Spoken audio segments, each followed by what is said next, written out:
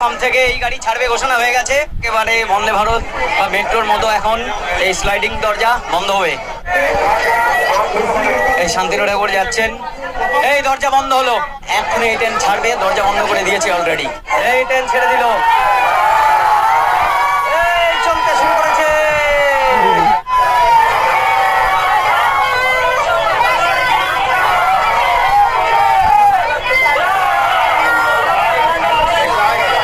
সবাই বাইরে অপেক্ষা, ছেড়ে দিল, অপেক্ষার অপেশার, আমাদের ট্রেন ছাড়লো।